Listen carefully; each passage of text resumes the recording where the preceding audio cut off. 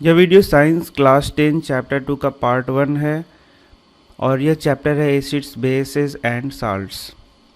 You have learned in your previous classes that the sour and bitter tastes of food are due to acids and bases respectively present in them। आपने अपने previous classes में भी acid और base के बारे में पढ़ा है और आपने वहाँ पढ़ा है कि एसिड का टेस्ट कैसा होता है, सावर होता है, और बेस का टेस्ट कैसा होता है, बीटर होता है। If someone in the family is suffering from a problem of acidity after overeating, which of the following would you suggest as a remedy? Remedy का मतलब हो गया उपचार, lemon juice, vinegar, baking soda solution. तो यदि आपके family में किसी को एसिडिटी होता है, एसिडिटी कहने का मतलब है उसके स्टमक में एसिड बढ़ जाता है, तो आप उसको रेमेडी के रूप में, उपचार के रूप में क्या देना चाहेंगे? तो यहाँ पे कुछ लेमन जूस, विनेगर और बेकिंग सोडा का नाम लिखा हुआ है। तो सबसे पहले तो आपको पहचानना होगा कि इसमें एसिडिक प्रॉपर्टी वाला कौन है और बेसिक प्रॉपर्टी वाला कौन है। तो आप देख सकते हैं जैसे लेमन जूस है वो एसिडिक प्रॉपर्टी रखता है, विनेगर भी एसिडिक प्रॉपर्टी रखता है, लेकिन बेकिंग सोडा बेसिक प्रॉपर्टी रखता है। तो आप देखेंगे कि स्टमक में एसिड बढ़ गया है तो क्या आप उसे और एसिड ही पिलाएंगे क्या? नहीं, यदि आप उसे और एसिड पिलाएंगे तो उसका एसिडिटी तो और बढ़ जाएगा। तो क्या करेंगे? तो एसिड का दुश्मन इस प्रकार से कह सकते हैं बेस होता है, जो कि उसके प्रभाव को काटता है। तो आपको उस समय क्या देना चाहिए? तो बेसिक प्रॉपर्टी वाले चीज़ों को देना चाहिए। तो आप वहाँ पर बेकिंग सोडा दे सकते हैं। Which property did you think of while choosing the remedy? आपने कौन से प्रॉपर्टी को चूज़ किया? रेमेडी मतलब कि इलाज के समय, दवा देते समय। Surely you must have used your knowledge about the ability of acid and bases to nullify each other's effect। तो आप यदि जानते हैं कि यदि एसिड और बेस एक दूसरे के प्रभाव को नलीफाई कर देता है, एसिड और बेस एक दूसरे के प्रभाव को क्या करता है? नलीफाई मतलब एक दूसरे के प्रभाव को काट देता है। यदि आप यह बात जानते हैं तो आप वहाँ पर बेस का उपयोग करेंगे, और यही वह प्रॉपर्टी है जिससे हम एसिडिटी को समाप्त कर सकते हैं बेस का यूज़ करके। Recall how we tested sour and bitter substances without testing them. बिना टेस्ट के आप एसिड और बेस को कैसे पहचान सकते हैं? आइए अब हम देखते हैं। सबसे पहले मैं आपको बता दूं, यहाँ पर इससे कोई भी प्रश्न एग्ज़ाम में नहीं पूछा जाता है, आप इसे समझ लें वही काफ़ी है। You already know that acid are sour in taste and change the color of blue litmus to red। यहाँ पर एक प्रश्न आप याद कर सकते हैं, एसिड ब्लू लिटमस पेपर को किस में चेंज करता है? तो एसिड ब्लू लिटमस पेपर को रेड में चेंज करता है। इसे आप याद भी कर सकते हैं, एसिड से रेड। आप देख सकते हैं एसिड है और उससे आप याद कर सकते हैं red. Acid blue litmus paper को रेड में चेंज करता है। Whereas bases are bitter, आपने पढ़ लिया है बेसेस कैसे होते हैं, बीटर होते हैं। And changes colour of red litmus paper two blue, bases से ब्लू, ये आप याद कर सकते हैं। एसिड से red, acid blue litmus paper को रेड कर देगा, और बेसेस से ब्लू, बेसेस क्या करेगा, बेस क्या करेगा, यह रेड लिटमस पेपर को ब्लू कर देगा। तो आप याद कर सकते हैं बेसेस फॉर ब्लू और एसिड से रेड। तो ये आपको एग्ज़ाम में कभी कभी पूछा जाता है, ये पहले से भी आपको याद ही होगा। चलिए और देखते हैं हम लोग क्या क्या पढ़ना है हम लोगों को। तो आप देख सकते हैं यहाँ पे ये दो लाइन मैंने आपको बताया। Colour of the red litmus to blue, litmus is a natural indicator. यहाँ आप देख सकते हैं अब इंडिकेटर बताया गया है, litmus is a natural indicator. Indicator का क्या मतलब होता है? इंडिकेटर का मतलब होता है इंडिकेट करने वाला। जैसे कि आपके घर में इंडिकेटर लगा होता है जो कि यह बताता है कि बिजली है कि नहीं है, ठीक उसी प्रकार से यहाँ पर हम इंडिकेटर का बात कर रहे हैं तो यहाँ पर हम ऐसे इंडिकेटर का बात कर रहे हैं जो यह बताएगा कि कोई पदार्थ एसिडिक है या बेसिक है। उसे हम लोग एसिड बेस इंडिकेटर के नाम से भी जानते हैं। तो वह पदार्थ जो बताए कि कोई सब्सटेंस एसिड है या फिर बेस है उसे हम लोग क्या बोलेंगे, इंडिकेटर। इंडिकेटर को आपको दो प्रकार से पढ़ना है, एक होता है आपका नेचुरल इंडिकेटर और दूसरा होता है सिंथेटिक इंडिकेटर। यहाँ से एग्जाम में बहुत प्रश्न आते हैं। तो जैसा कि यहाँ पे आपको बताया गया है, लिटमस कैसा इंडिकेटर है, एक नेचुरल इंडिकेटर है। Turmeric is another such indicator, और दूसरा नेचुरल इंडिकेटर का नाम क्या है, टर्मरिक। तो यहाँ से एक प्रश्न आ सकता है कि दो नेचुरल इंडिकेटर का नाम बताइए। तो पहला नाम क्या हो गया, लिटमस, और दूसरा नाम क्या हो गया, टर्मरिक।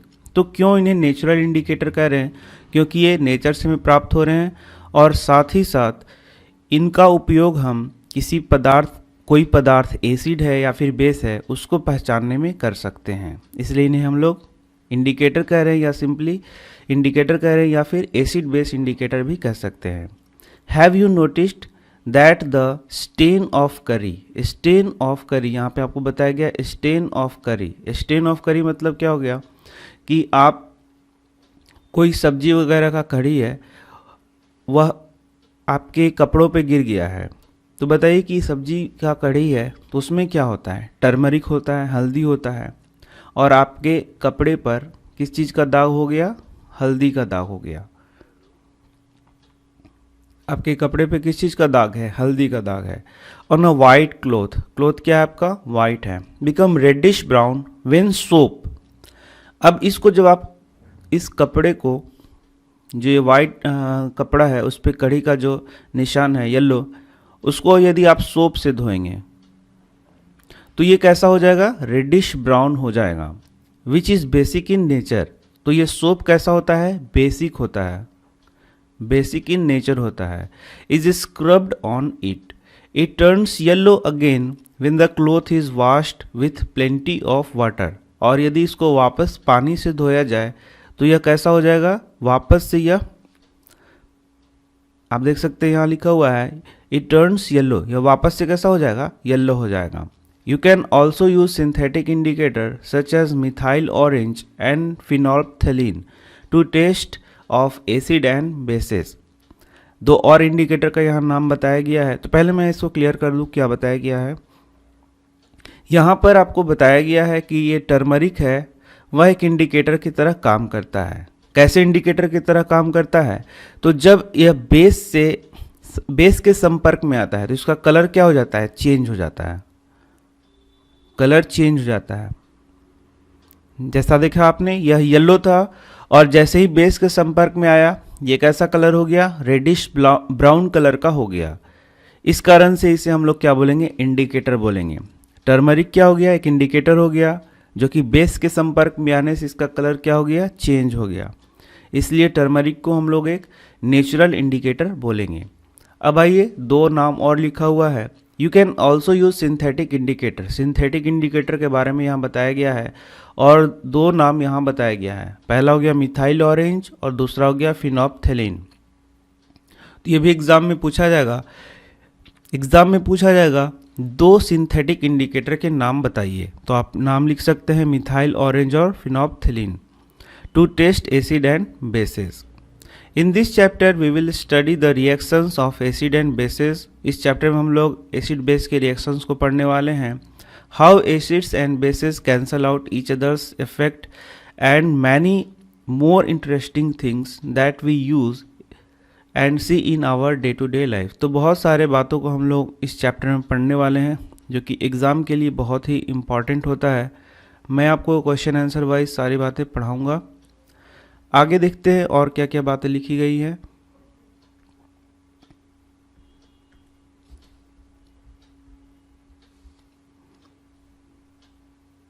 आगे आप देख सकते हैं यहाँ पर येलो बॉक्स दिया गया है जिसमें लिटमस के बारे में बताया गया है। येलो बॉक्स एग्ज़ाम के लिए बहुत ही इम्पॉर्टेंट होता है। आप कोशिश करें कि सारे येलो बॉक्सेस को याद करते जाएं। Litmus solution is purple dye. Litmus solution क्या होता है, एक पर्पल डाई है which is extracted from lichen. Lichen के बारे में आपने पहले भी पढ़ा है, लाइकन क्लास 9th में आपने पढ़ा होगा। यह क्या होता है, अलगी और फंजाई का यह सिम्बायोटिक फॉर्म होता है। तो लिटमस को आप कहाँ से एक्सट्रैक्ट करते हैं, लाइकन से। ये पहला प्रश्न है। लिटमस क्या है, एक पर्पल डाई है। लिटमस का कलर क्या होता है, पर्पल होता है। और ये कहाँ से प्राप्त किया जाता है, तो यह एक्सट्रैक्ट किया जाता है लाइकन के द्वारा। A plant belonging to the division thallophyta, जैसे मैंने आपको बताया। And is commonly used as an indicator. और लिटमस का क्या यूज़ है, इसका यूज़ इंडिकेटर के रूप में किया जाता है। तो ये सारे प्रश्न मैं आपको बताते चल रहा हूँ, आप इसका आंसर भी कर सकते हैं। When the litmus solution is neither acidic nor basic, its colour is purple. When the litmus solution is neither acidic nor basic, its color is purple. जब लिटमस सॉल्यूशन ना एसिडिक होगा और ना ही बेसिक होगा, मतलब कि ना एसिड से इसको संपर्क कराया जाए ना बेसिक से संपर्क कराया जाए, तो यह इसका कलर कैसा होता है, पर्पल होता है। या इसको इस प्रकार से समझ सकते हैं कि लिटमस सॉल्यूशन ना ही एसिडिक होता है और ना ही बेसिक होता है, और इसका कलर क्या होता है, पर्पल होता है।